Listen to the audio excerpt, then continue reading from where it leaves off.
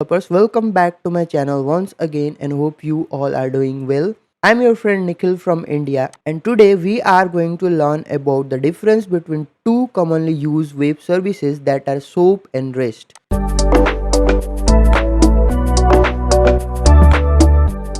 Let's start with SOAP web service. SOAP stands for Simple Object Access Protocol. Why are we saying it as Simple Object Access Protocol? Let me explain you this way. So friend, as we are a Servicenow developer, let's understand this way. Assume that we have two different instance A and instance B.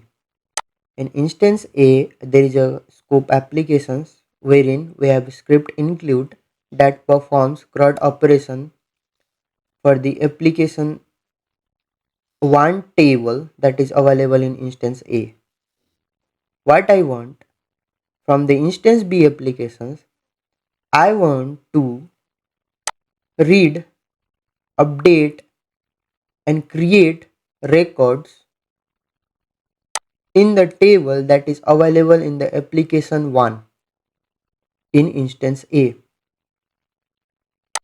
What I thought is, let's export this script include file from instance A application and import in this instance B to use for application 1.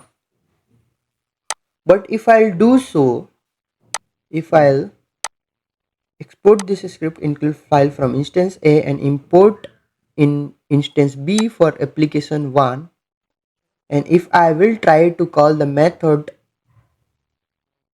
of this script include, and this script include is interacting with the table of this application 1 that is available in instance A, it will fail because this table is available in the application 1 instance A. So I need the way so that I can interact from instance B application with this script include methods that is available in instance A application. To achieve this, SOAP comes into picture. So we can say SOAP stands for Simple Object Access Protocol. Okay, stands for Simple Object Access Protocol because originally it was designed to access objects and their methods on a remote server.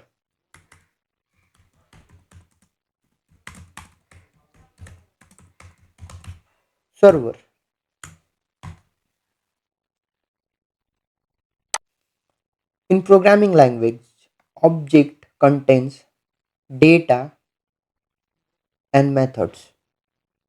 So SOAP allow client application to call a method of an object located on another system over the internet. Okay, and it is a protocol because it defines strict rules for message structure and communication. It is a protocol because it defines or it has a fixed or strict rules for message structure and communication.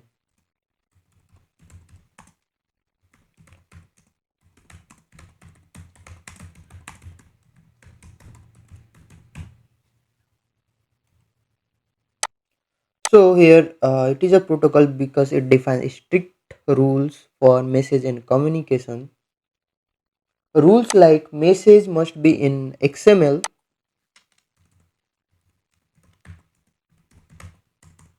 format. So first is message must be in XML. Second is message structure must have envelope, header and body.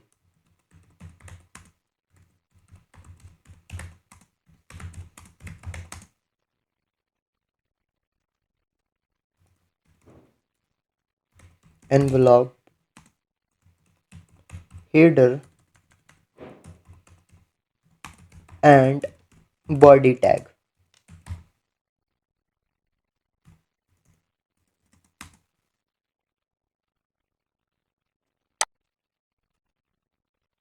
So let me, okay,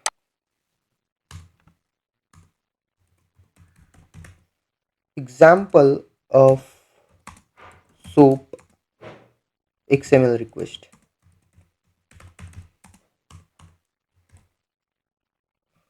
So you can see, so using this XML, we are trying to access this method, get user details, and this method is taking this input user ID, and to authorize we can have a header like this.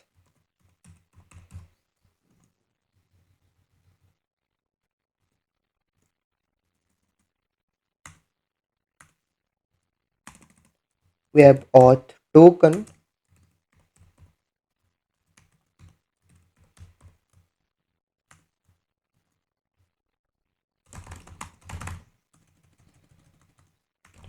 so this auth token will be used to authorize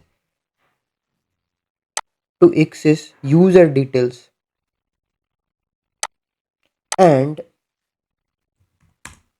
SOAP uses WSDL to define contract. It basically tells the client what application methods are available, what request format it should be, what response format will come, which endpoint URL to call. Uses WSDL to define contract. WSDL stands for Web Service. See, by its full form, we can understand Web Service Description Language. It is describing the web service.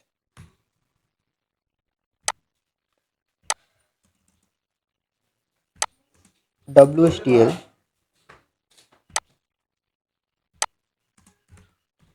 tells the client that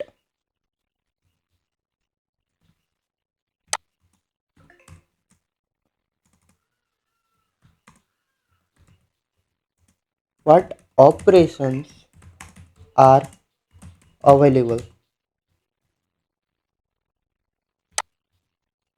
What operations are available, I meant to say that what operations methods are available to perform create, read, update, delete operation. What are the inputs we need to pass, output we will get, and what is the URL to access.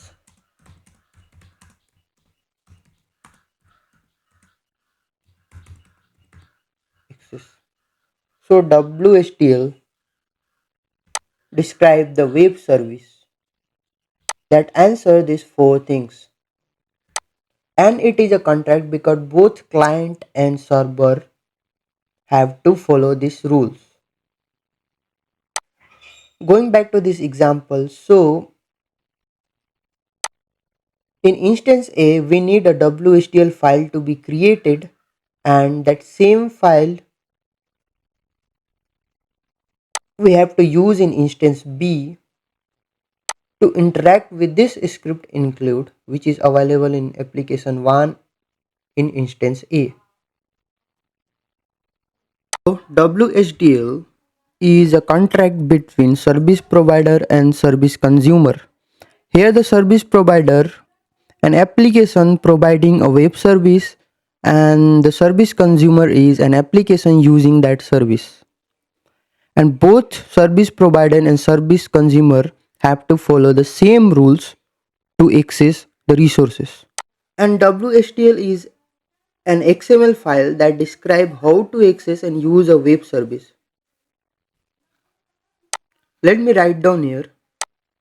If we understand this way, when I am saying that both have to follow the same rules, two applications running in two different servers and they are using a different language. One is using a C++ and another one is using a Java. So we can't execute C++ code in Java and Java code in C++. But if they follow a same language rules, communications becomes easy. Yes, we have XML. But not only the language, they have to follow the same, they have to follow the communication rules. And that communication rules also be same for both service provider and service consumer. As we just learned that WSD defines the rules such as operation name, input format, output format, protocol, and point URL.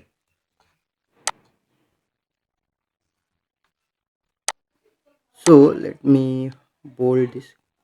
Okay. For example, okay, let me copy this here.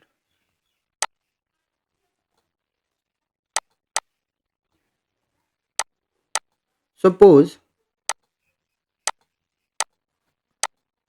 WSDL says this is the operation, get user details, and to access user details you have to pass this input user ID, and these are outputs you will get.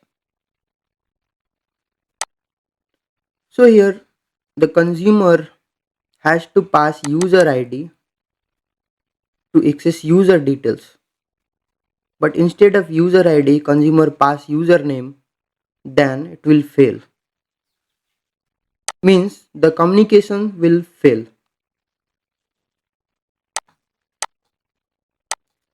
So WSDL ensures the both service provider and service consumer follow the same message structure, that is XML data format and communication rules, so they can successfully communicate with each other.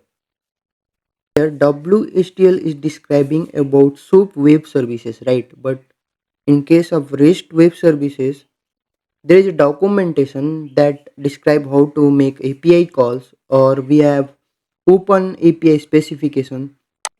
The site is available over the internet, and there are many web services. Those are described in that open API specification.